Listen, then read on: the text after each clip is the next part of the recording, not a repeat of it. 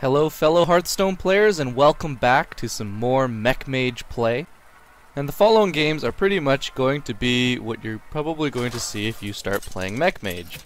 Like I said in the last video, this deck is ridiculous. It wins crazy amounts of games. And these are pretty much, I think the last three are consecutive games. Back to back. So here, I think it's pretty obvious, we're getting rid of our big guy, we're getting rid of our spells. We don't want to see anything like that. This is what we want to see. We want to see small minions. And that's even better, right? So we already see our bread and butter. The Cogmaster and the Annoyatron are they're just perfect for each other. They're soulmates. So we already know what we have to do.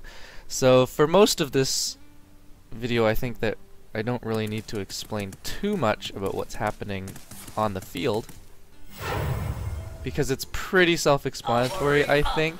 So maybe you guys can try and figure out why I do the plays that I do. In the meantime, though, I think I want to talk about the idea of replacing cards in decks. That, you know, sometimes you find a deck that you want to use, but you don't have all the cards. And that's a big problem sometimes, and you don't really know which cards to replace them with. Most of the time, you know, what I ended up doing when I started playing this game was I just went and looked, you know, what cards do I have that are good? And I just threw them in. I didn't really think about the purpose and the role that those cards that I was replacing, you know, what it was. And of course, we'll stick to Mech Mage. We're going to stick to Mech Mage, and we're pretty much going to talk about the two legendaries in Mech Mage. Now, in the original deck, they use Archmage Antonidas and Dr. Boom. In my deck, in the last video that I posted in the description, and I'll post it again in this description as well, my deck does not have those two cards. I don't have Dr. Boom, and I don't have Archmage Antonidas. So you will notice that I put in Kel'Thuzad and Sylvanas. And you know what? You might be thinking, well, you know, Kel'Thuzad is a pretty good card, and Sylvanas, man, is a pretty good card too, so that's the reason why you put those in, right? Yes and no. There are reasons. There's better reasons than that. And it is those kinds of reasons that allow you to be able to understand and be able to start replacing cards with much more effectiveness. Dr. Boom and Archmage Antonidas do something very specific in this deck, in the Mech Mage deck, that they don't really do in other decks. You'll find Dr. Boom just being like a giant chunky minion that can get you a lot of tempo. That's pretty much what he is in most decks. And for the most part, their roles don't really change too much, but they change in terms of the magnitude of importance. So you can't just recklessly throw them out.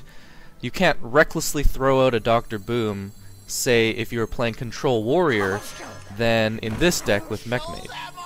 It's also important to replace specific cards with other specific cards. I didn't just say, oh, I have two cards missing out of this deck, let me just find Sylvanas and Kel'Thuzad, and those are pretty good cards. I'll throw those in there because I have two slots. And that is not the case. The fact of the matter is I replaced Dr. Boom specifically with Sylvanas, and I replaced Archmage Antonidas specifically with Kel'Thuzad. Why? Because both of those cards specifically replace the other cards within what their roles are for this deck. And right now, as you can see, we have Sylvanas in our hand, and am I gonna play it? I don't think I do. I think we're probably gonna use the Fireball, so we can get rid of Sludge Belcher. I wonder. Because that's what we use our spells for, right? Our spells are used for getting rid of things on the board, so we can maintain our board control. Because that's really what we want, is board control. This deck thrives on board control, so we're gonna throw our Mad Scientist in, and we're gonna freeze him, of course, because he's a mage, and we do not want a mage using any weapons at all. So going back to Sylvanas and Dr. Boom. Dr. Boom does something very specific in this deck. He's a 7-mana card that brings out two 1/1 bombs that, when destroyed, their death rattle activates and they do 1 to 4 damage randomly to the opponent. to a random opponent enemy. The face is included in this. So this forces your opponent to deal with Dr. Boom. Because if they don't deal with Dr. Boom themselves, then obviously you're going to have control over how Dr. Boom is going to get you back a lot of tempo. Remember, this is one card that gives you 3 things on the board. On all three of those things, all 3 of those minions have the potential, have a very high potential actually, of destroying 3 things on your opponent's side of the board while keeping one giant body on the field. Sylvanas does this similarly, although not quite as effective. Sylvanas still does that kind of general thing. She forces your opponent to have to deal with her, or else they're probably going to lose a creature for free and you're gonna get it because of her death rattle. So you can start to see how both of these cards do the same thing. They're pretty much, if you're winning, then this is a great card to play just to force your opponent to have to lose even more tempo. And if you're losing, if you don't really have anything on the board, and they've got like 2 or 3 things on the board, you can throw these 2 cards out, or one of the 2, depending on which one you have, and your opponent is now forced to do something that they really don't want to do. They don't want to give back any tempo, but now of course they have to. And wow, mirror entitying a Demolisher is actually one of the coolest things, because it's my turn and I just do 2 damage. That's pretty awesome. Now let's get on to Archmage Antonidas and Kel'Thuzad. The reason I choose Kel'Thuzad is, for one, it's a card that if you have Nexramas, then you automatically have this card, right? It's a free legendary. And for the most part, again, like Sylvanas and Dr. Boom, Kel'Thuzad and Archmage Antonidas both kind of do the same thing. They act over the same role in this deck. From what I've seen on streams and such, Archmage Antonidas is pretty much a finisher. He finishes the game when you don't really have a way of finishing your opponent, right? You've been playing the whole game, you've been trading with your opponent, you've been getting board control, but now you just need a way to beat him, and you're running out of cards. So Archmage Antonidas gets on the field, you start using all of your spare parts, and you refund those spare parts for fireballs, and then you just fireball him in the face, because there's nothing he can do to stop you from fireballing him. So in a way, Archmage Antonidas is almost like an 8 mana card, because it's 7 mana, but then you need to use 1 mana spells to get the fireballs and make him be pretty useful, right? At the same time, Kel'Thuzad is also 8 mana, and what he does is he strengthens what you have on the board already. So in terms of utility, both of these cards are slightly different. So they're not perfect replacements. Kel'Thuzad isn't a perfect replacement for Antonidas, but he does the same thing in a different way. He acts as kind of that nail on the coffin that finishes off your opponent. To understand these 2 cards, Archmage Antonidas, what he does is he strengthens your hand. He strengthens the cards in your hand because you're going to be using these spare parts. You're going to get fireballs with you're going to get fireballs back for playing them, because that's his ability. And so he makes your hand very powerful, because now you're holding onto a bunch of fireballs. In the next few turns, your opponent's going to receive like 12 hits of damage every turn at least. And on top of that, your opponent has to deal with now another big body. Kel'Thuzad, on the other hand, what he does is he makes your existing board really strong. If you've got a taunt on the board and you throw out Kel'Thuzad, that taunt can die as many times as he wants, and he'll just keep coming back, right? Your opponent is forced to have to deal with both the taunt and Kel'Thuzad, or else literally nothing is going to happen on your side of the board, because if he takes out the taunt, takes out everything else, and keeps Kel'Thuzad, then everything he just destroyed comes back to life at the end of the turn.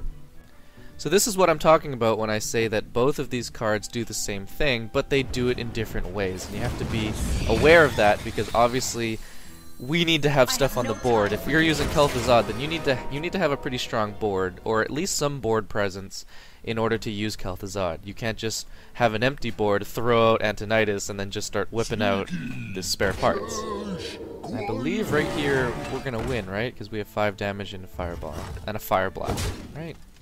And he's got 6 health. So this should be the end. And we have a light well, probably one of I don't know if it's even the worst. Is that considered the worst card that you could get from a piloted shredder? I don't even know. I wanted to enhance a Mechano there. Well played. Probably should have for BM's sake, right? And there's that win. So as you can see, Mech Mage very effective. Rogues, I was having a little bit of trouble with rogues because they're able to beat you down pretty fast because they can hold on to tempo very well with those very cheap spells. Anyways, going back to our discussion on replacing cards. Try and guess which cards we're getting rid of here. Yeah, and if you guessed big card and spell, you were correct, although we got a spell back. Actually, I'm gonna say Mirror Entity is probably the worst card to see in your starting hand because that makes your Mad Scientists less effective. But thankfully we don't have a Mad Scientist in our hand. That would suck, because that kind of makes one of those cards obsolete. It's kind of a dead card in your hand, because if you play the Mad Scientist, it dies and you get a Mirror Entity. You can't play another Mirror Entity on top of the first one. And we get our bread and butter again. We get our Cogmaster and Noitron combo. Wow, did I say we're going back to the discussion on replacing cards? I don't even know if I have any more to say about that. Yeah, you gotta replace your cards responsibly, because a lot of times most people, they find a deck that they want to play and they see that man, I don't have all the cards in this deck. Maybe I should just throw in a bunch of good cards, and then they wonder why, you know, they're losing, because the deck requires, every card in every deck is very specific and has a certain role. And for you to replace that card with another card that doesn't suitably act in the same role, it makes your deck much weaker. So that's not to say that you have to be hyper aggressive when it comes to replacing cards. Using really good cards can work, and sometimes it can't. What I'm trying to explain is, of course, you know, we want to be responsible when it comes to replacing these cards, because you might have a really good deck, but you just have like 3 cards that you would replace, and they don't actually, their role is really important, the cards that you replaced, and you didn't replace them very well with cards that act in the same role, and so your deck's efficiency, you know, goes down by a lot. And so this game is very strange, because this shaman used his cards like crazy, and I mean really crazy, and he's using them really inefficiently too, because I can keep everything on the board and he's just losing everything. Look at this. This is a massacre. Alright, guys, don't play. I'm sorry for this shaman, but like either this is like a hyper rush oriented aggressive control, not even control. I mean, he has got an Azure Drake, so I would think it's a control deck, but with the way he's been recklessly using his spells, I don't even know. I mean, this is probably one of the best positions to be in any Hearthstone game. Your opponent has 3 cards, he has 1 thing on the field, and you can get rid of everything by not sacrificing that much, and you're just maintaining board control, and this is all you need. And I am throwing out the Cogmaster just because I want to be able to do 3 damage next turn. And plus, by throwing some more stuff on the field, it might not have been good because it doesn't dodge, oh, oops, what is this? It doesn't dodge, I'm gonna have to block that. I'll block that out, don't worry. You didn't miss much. So it wasn't really dodging Lightning Storm, but now we're gonna do some more damage. Plus he had very few cards, so I was banking on the fact that he didn't have a Lightning Storm in his deck. Probably not a good assumption to make, so bringing the Cogmaster out there might not have been the best decision. But Hearthstone, of course, is a game of risk, and a game of taking chances. And I don't think this shaman... Nope, he just left. He just leaves, which is probably good. I have 5 things on the board. He has 1 card, obviously not Lightning Storm, or else he might have stayed, right? He might have stayed in this game. So yeah, we're winning consecutive games, getting those double star game wins. We're at rank 16 now. We're just gonna keep going. Jaina versus Malfurion. Some standard goodness. Now, as you can see, I said I didn't have Dr. Boom. I recently acquired him, and so what happened was in these few games that are happening now, and you can see we have Kel'Thuzad as well. So meaning I did not get Archmage Antonidas in any packs. What ended up happening was I took out Sylvanas. Why? Because Dr. Boom and Sylvanas act in the same way, so I'm going to replace them accordingly, right? So wow, we have really good chance. We have really good luck when we hit the Cogmaster and the Inoitron right at turn 1. That's pretty sick. Our opponent is going to be using Wild Growth. He's going to be, it looks like this is a Ramp Druid. Right, you can immediately tell that this is a Ramp Druid because he used Wild Growth. He's a Druid that relies on getting to the high mana stages very early on. So this shows us that we now have to be a little bit more aggressive. Right, we need to kill him really fast because, as you can see, this Druid just has no early cards, and that's our advantage. Our advantage is that we have a lot of crap at the beginning of the game, and our opponent just doesn't. So we just got a Fireball. That's going to be really strong when it comes to getting rid of any big creatures. The one I'm thinking about right now is probably the Druid of the Claw with 6 health. Perfect target for Fireball. And our opponent's going to use Swipe. That sucks a little. It does leave 2 of our creatures on board, so we can still do a fair amount of damage to him. We have our Tinkertown, which is a great card have here, and right now I want to put some armor plating on my taunt. Why? Because the Druid's hero power would allow it to kill off our taunt, and I don't really want to have him do that. At the same time, Cogmaster's ability rests on there being a mech on the field, and our only mech on the field right now is the Inoitron. And here we wait. We wait the ever eternal waiting of Hearthstone, where we wait and we see what our opponent is doing.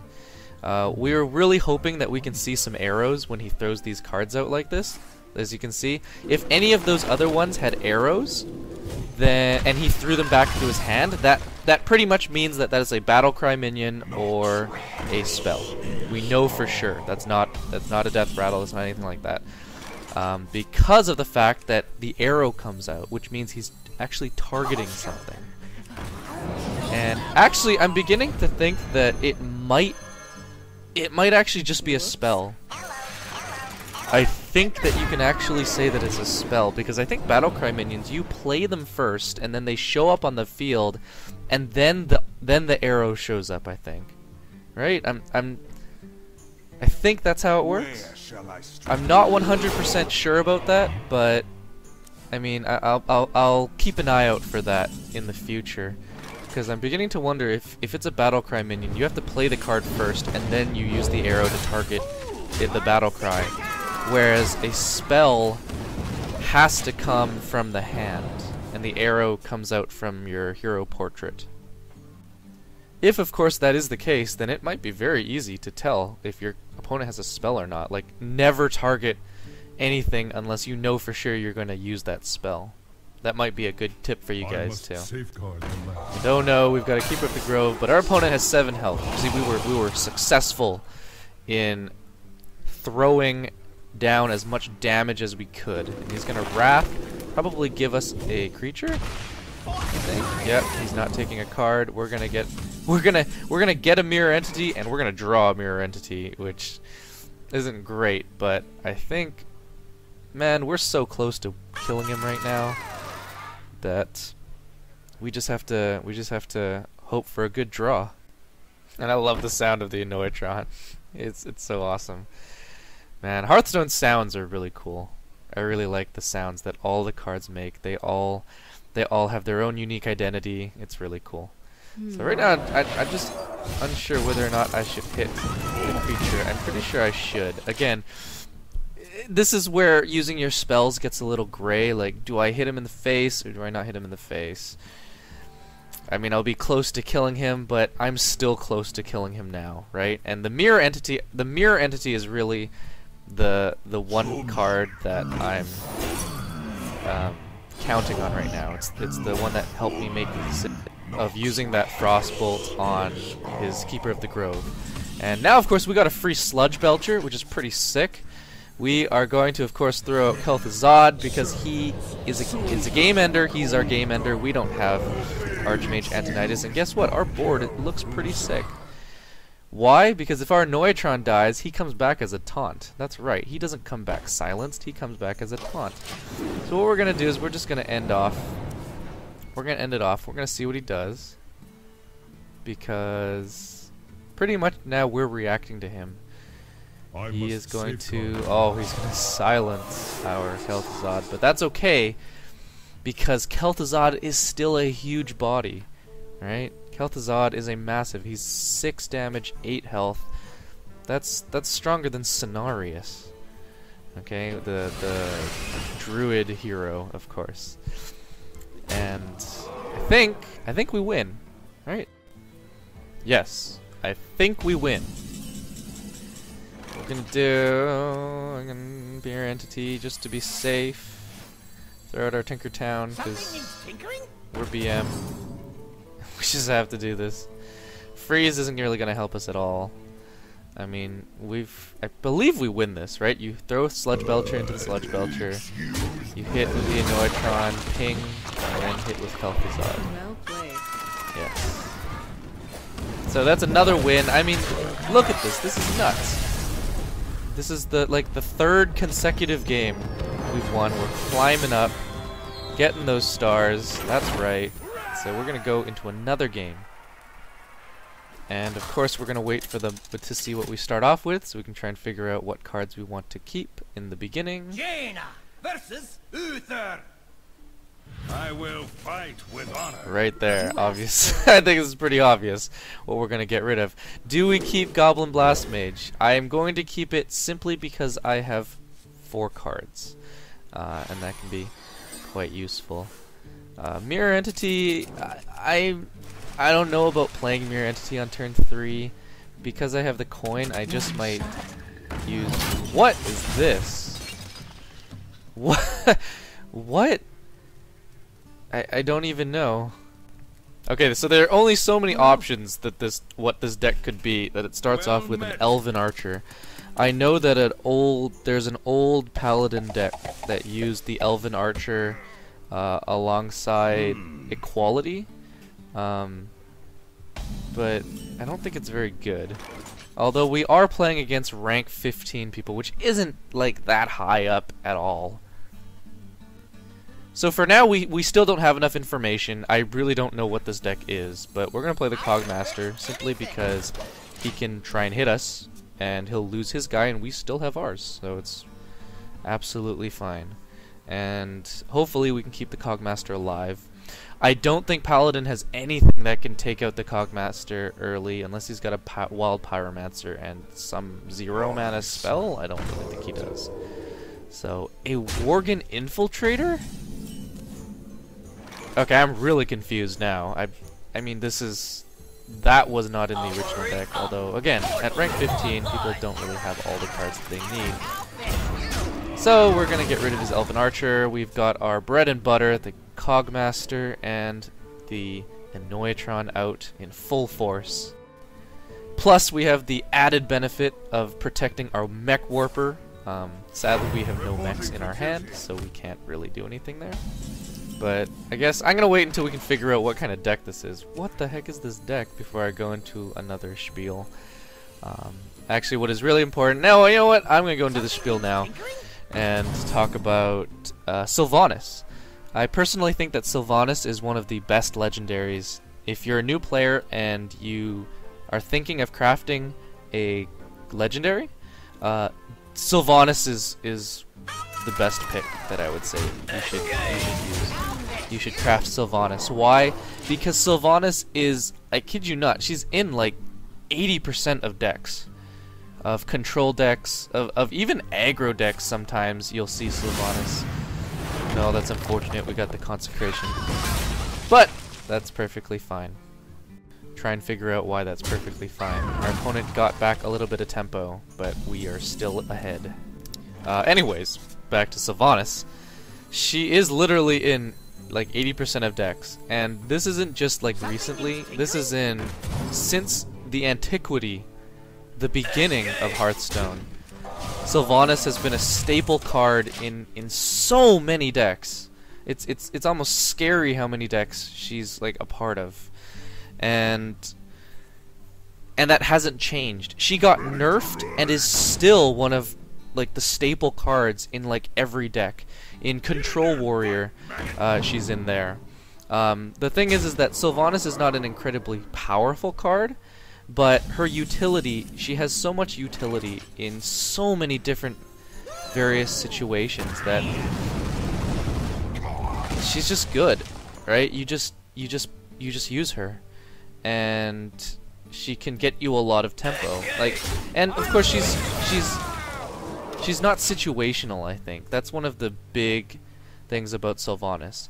You can use her when you have nothing on the board, because it will help you gain back a bit of tempo, and you can use her when you do have a big board, because it forces your... she's almost like a taunt, right? Because your opponent doesn't want you controlling when she dies, so that you can decide when you take a creature from them. So she's got nerfed from 5 mana to 6 mana, and she's still 5/5, and her death rattle remained the same, and she's still a staple. And that's how you know you've got a good card. If a card can get nerfed and then it's still used everywhere. Like recently the Undertaker got nerfed, and you don't see much Undertaker now. Why? Because its ability got nerfed pretty hard, whereas Sylvanas, even though she is now 6 mana instead of 5, it's still good enough for many players to say, you know what, this card is still really good. So yeah, if you've got just 1600 dust lying around, and you're trying to figure out which legendary to craft, I would say Sylvanas. When you're a new player, you want to get a legendary you're going to use a lot. Unless you have every single card to a specific deck and you're missing that one legendary and it's not Sylvanas, then you know you can get that. That's fine. My suggestion, of course, would be to get Sylvanas, because you're going to use her in so many decks. Honestly, I have her in 80% of my decks that I make as well. Any of them that are control. So we've actually figured out exactly what this deck is. This is an aggro pally, an aggression-focused paladin. Because so far we've seen Wolf Riders, we've seen Bluegill Warriors, and yeah, this is the kind of deck that Mech just craps all over. Why? Because these Goblin Blast Mages just deal so much damage, and all of his cards are all very low health creatures. So I think he's actually just gonna leave. Actually, oh gosh, did he win? Oh shoot! 8 + 4. Nope, we're still alive. We've still got 2 health. And there lies a slight danger in these, like the rush decks can actually really get us. So yeah, I hope you enjoyed this, and I hope if you haven't played Mech Mage, you should start now. I hope this video was helpful for you, and I'll see you guys next time.